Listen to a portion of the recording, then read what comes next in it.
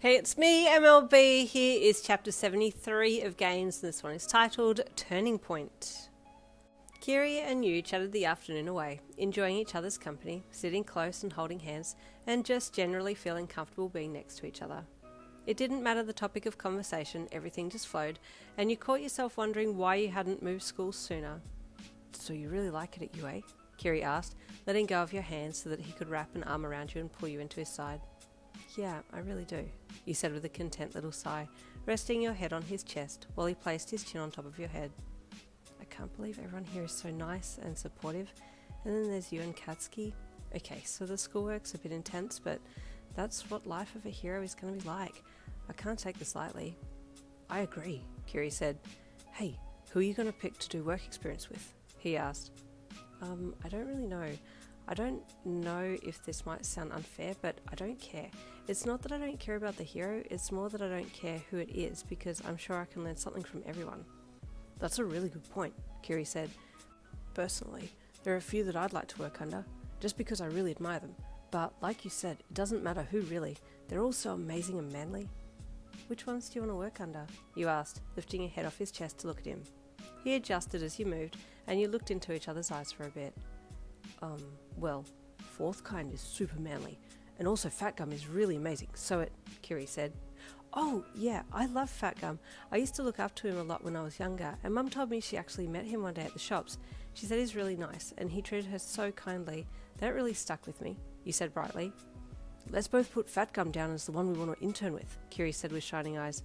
I'll tell Katsuki. We can all intern with him. Hey, that'd be pretty cool, you said with a grin. All of us patrolling together and looking super cool in our hero outfits?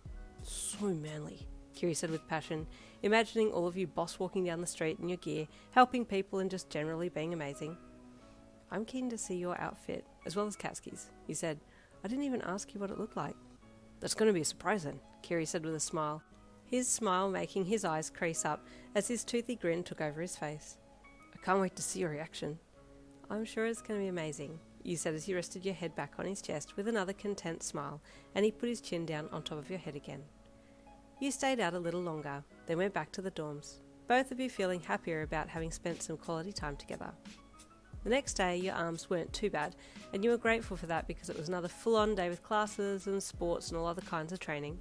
You even went on a jog in the afternoon with Mina and put your application into the postbox, then came back and rang your mum to keep her up to date on what was going on in your world at UA. You completely skipped over the part where you were now low-key dating two guys and they both knew about it and were okay with it, and then you got to doing your homework for the night.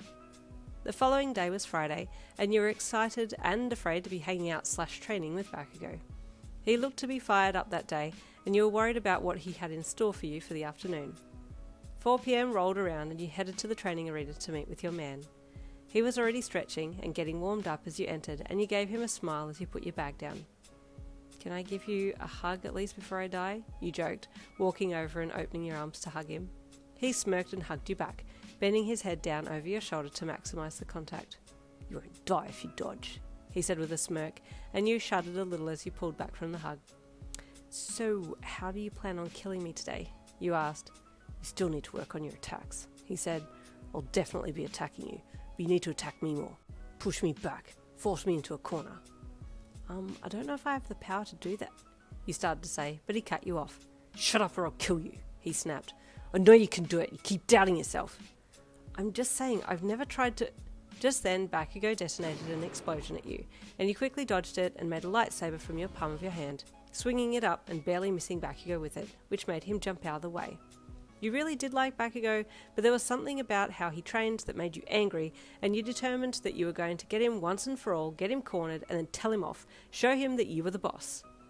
The battle got quite heated very quickly, and before you knew it, you were creating those light balls at lightning speed and hurling them at him as quickly as he was creating explosions and sending them back to you. He doesn't hold back at all, you thought internally, as you panted and grunted, trying to keep ahead of Bakugo's attacks and push him back. At one point, you went to throw your light ball at him, but just as you let it detach, you paused, thinking to yourself that you should hold off until he had just thrown his explosion, then send your light ball at him so that it exploded right in front of him to block his vision. Then hopefully you could get in a little closer and hopefully hold him hostage with your lightsaber. That was the plan, but while you were thinking all of that, something else happened. You weren't sure exactly how you did it, but you had become accustomed to the feeling of the light ball when it detached from your palm, and as soon as you felt that little power tug, you deactivated your quirk just a touch, but held it in a semi-activated state. Kind of like holding the light switch halfway, just as the light is flickering. And oddly, your light ball remained active and hovered just off your hand. "What?" you exclaimed, your eyes leaving Bakugo for a second to look at your newfound skill. "Huh, I can..." No, the nothing cut out. That's where it's supposed to end. That is indeed a cliffhanger. I will take that one. Yes, I know there's going to be angry yelling in the comment section, but I'll see you tomorrow for the next chapter. See you then.